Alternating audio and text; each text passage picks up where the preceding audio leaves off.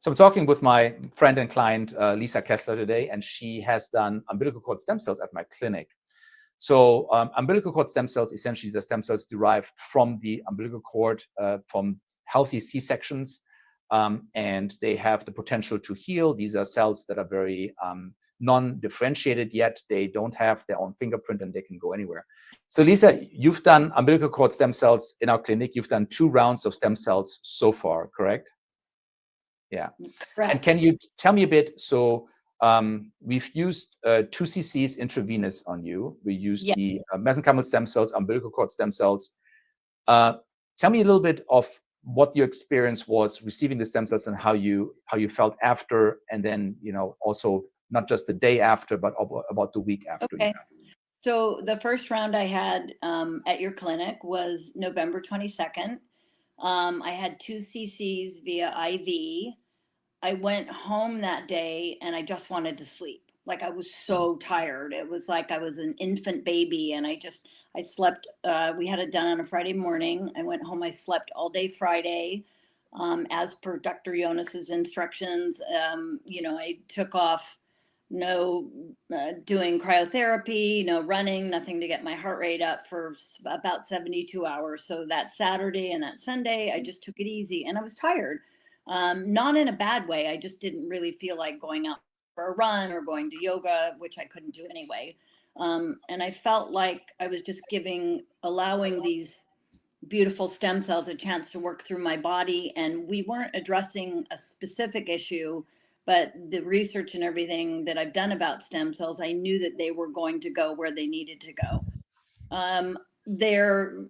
The life in the body, according to studies, is somewhere between 60 and 90 days. I feel like somewhere around 60th day, I just started to feel more energetic. I have a very dear friend I've been running with every Sunday for 20 years.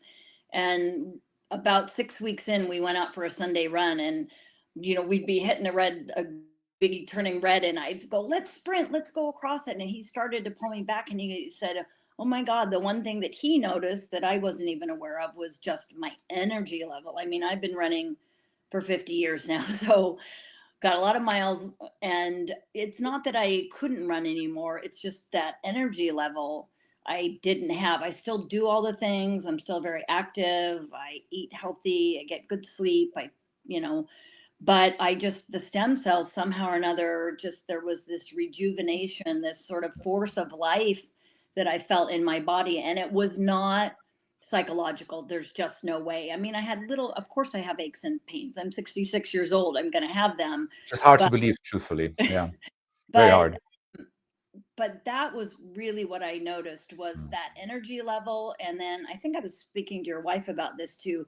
Then the second round we did was 90 days later. It was on February 14th. The difference this time was I got home, did them again in around noon, got home, and I was so hungry. I think I told you and Amelia, I had like 3 dinners in the span of 5 hours. I couldn't get enough food in my body. And the next day, I had so much energy. It wasn't like my husband, Jonas said, okay, you can go for a walk, but don't overdo it. So he was pulling me back. He was trying to keep me from like just going full board. And I had to slow myself down. And that's what I noticed. And I said to Dr. Jonas, I said, I think that second round for me was like the Goldilocks zone. It was that magic zone of hitting it just right. And since then, I'm running again, not the speeds I was when I was racing, but of course not. But I'm running my activity level. And then the big difference also I noticed is, well, 2 things is my sleep. I was always an early to bed, early to rise. I'm like out by 9, up by 5. And then food, this is a weird thing. I don't know if I told you this, Jonas, but food to me tastes different. It tastes good. And I'm not a junk food eater, but I would eat it. But I want, like, I'll come home and if I'm hungry, I don't want to raid the cupboard for crackers or chips. I make like a pan of broccoli, or that's what I want to eat. And I was a person who wanted 4 dressings on the side to dip all my food in. And now it's just the pure food. Right. It's vegetables and that. And it's crazy because my taste buds have changed. That's interesting. So, but again, in a positive way, it sounds like, Yeah. because avoiding the quick fix junk. That's interesting. Yeah. And then what you described initially, so on your first round, is very common, which I've seen in several people now, that being very, very tired right after. And when we think about Yes. these stem cells, after they get intravenously injected, they go to lungs and liver mostly, and they divide, and that process is certainly draining as well. You know what I mean? But they need to, and then they go to all the tissues where they do the repair and all that, and they follow chemical Right. signals to repair. That's why we always say when you do stem cells, you should be as healthy as possible. If you have a cold or if you have an infection, you're sort of Right. wasting some of these stem cells, because they're going to go there and help with that. But that's not really the goal of where you should be using them for, Right. because they don't really live with you forever necessarily. Some become your own cells, but mostly they recruit other cells and materials to fix stuff, right? They're like Right. more like architects and construction workers. I always compare them to that. That's good. Yeah. Right. And so when we look at autoimmune disorders and all that, I think they benefit. Now, here's the tricky part. We can't advertise it yet. So the FDA allows us to use the stem cells now. Before, a few years ago, you had to be part of a study to get them, really. Now we can use them, but the verbiage is still controlled. So you cannot say, well, I'm using this to treat your arthritis, or I'm using this to treat your autoimmune disorder. So we're not allowed to say that yet.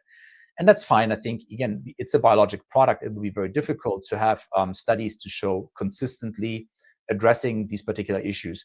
But I have a colleague that you know as well, Dr. Joy Kong, and she has treated much longer than I have people with stem cells in her clinic, and she had some very miraculous things happening. And I bring this up all the time. Someone with liver failure, for example, she talked about, who really couldn't get on a transplant list. I think there was a history of alcoholism, and was someone that really didn't have long to live. And she tried stem cells. She says, I don't know if it's going to work. We're going to do 2 rounds. We're going to do 2 cc's today and then come back in a week. So she gave the 2 cc's and person never came back. And she lost to follow up, and she thought the person had passed away, which was foreseeable, right? Right. And then this person called her 6 months later and had done their blood in the meantime and had normal liver markers, which is unreal. Now, this doesn't mean that everybody will have such a profound response, but it's just kind of shows what's possible, that these cells are able to, have the plasticity to really fix things substantially. And when we think of children who have naturally much, much higher amounts of stem cells, because they have about 1 in 10,000 when you're born is a stem cell. At my age now, in my 50s, will be more like 1 in a million, which is a lot less, and they're not as functional anymore as the other side of it. Right. But children recover fast. Part of that is having very healthy and healthy stem cells and having a high amount of stem cells. But that's interesting. Right. So it's interesting that for you also, that it wasn't only, because people ask me about this all the time, how long do the effects of stem cells last? And I said, look, the stem cells will come in and they will repair. That tissue is as good as new. I mean, you have repair tissue now. There's continued wear and tear. And with each round of stem cells, you might further improve that particular situation or address something else that's going on in your body. So for a lot of people, they do this about every 6 months. Some people would say I do this once a year. If there are things that come as we get older that have to do with wear and tear of the body, addressing specific issues. So some physicians even treat conditions like autism with it. I have not done that in my clinic, but again, you may then have a different frequency. You may do maybe 1 or 2 treatments and that's it. It just really depends. Difficult to tell people what schedule they should be on. But for you, you kind of felt you were ready for another round, right? When we discussed it. I did, because I felt like, as we said, we weren't treating a specific issue, but I thought, well, we do know our own bodies, but we really don't know what's going on inside. So I thought the first round was going to go heart, liver, lung, spleen, right? Go fix whatever needed to be fixed if something did. And I just felt with the second round that it was sort of like I was just giving myself a boost to get started. If I was years old, I may have only done 1 round, but at my age, it's even more important. We try to, there's all these studies about Alzheimer's, dementia, all these things, and, flexibility, balance, just keeping ourselves strong. So for me, it's even more important. And it's not about, they call it, anti-aging and biohacks and all this. I don't think about it like that. I think about it as super aging. I want to age well. I want to be able to do yoga and run and lift weights and do the things I'm doing well into my 70s and 80s, not just now, because we don't want to live to be 100 if we're sitting in a wheelchair and drooling, right? We want to go into it as a super ager. So it's not necessarily about anti-aging. I mean, because what's in our body, my organs, everything has been with me for 66 years. So there is that natural wear and tear on it. But if I can help myself by putting something in that wasn't created in a lab, that comes from whatever you want to call it, from God, from a higher source, whatever. I know me personally, through the studies and through the research I have done, that it's beneficial to do. So if people could do it, even if it was once a year or whatever, I would say do it. Find a way to do it. Yeah, that's interesting also, because again, we don't advertise it really, but Lisa really is also, besides being an athlete, I don't know if time for this. Child. Having 6 grown kids, and it's like, but she's also researching. So she's like really, I mean, the spokesperson for stem cells. Really, anybody talks to her is like, oh, this is exciting. And no, I because think that's it's fascinating. It's fascinating, and I mean, I'm not the doctor you are, but I've done so much research on it, and I don't think that there's a downside to doing it at all. I've heard doctors say, oh, well, then, the downside would be you've wasted your money. But I don't think so, because I think that it's time for it to be revealed, right? We talked about the stem cells and the exosomes and the nanoparticles, all that. It's a time for everything to be revealed. And I think this is the wave of the future for medicine, which would be great. So. Yeah, I think so too. I think this is a fascinating field that we learn more and more that these cells, and again, the nice thing here is that these cells, we don't have to HLA match. So these are not like rejected. When you have a grown organ, for example, and you're transplanting that, you would have to suppress the immunity of the person to prevent rejection of the tissue. Here, it's different. These don't have a fingerprint yet. These cells actually do become your own cells. And again, they don't necessarily stay with you forever. Some do, but most of them at some point will go away and die off. But the tissue is repaired. They facilitate the repair by recruiting other cells and materials to the site. And I think that's important to understand. And I think we all will have some lesions that build up. We don't start with major injuries. It usually starts with small tears here and there. And ultimately, we have a larger injury, or when we talk to brain deterioration, we talk to the beginning of any neurodegenerative disorder. That's a slow process. And they do cross the blood-brain barrier. There's some good evidence that they can be very helpful there as well. Yes. Yeah. And I agree, in terms of keeping your body in this shape, and you're of course in excellent shape. You keep your body fat very low. You're an athlete, but this is important in order to prevent a lot of these other diseases, and having the quality of life, being able to do things. I think that's really the key.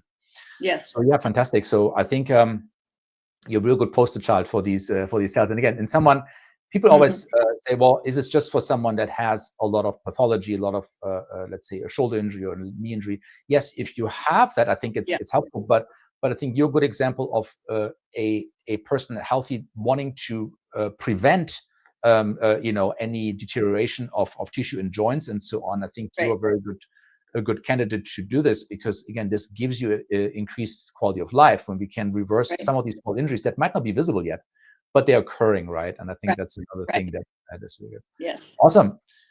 Well, thank you so much, Lisa. That was highly informative. And thank you for, again, you're a wealth of knowledge on this topic already, which I think is fantastic. Thank you so much. Bye. All right, thanks.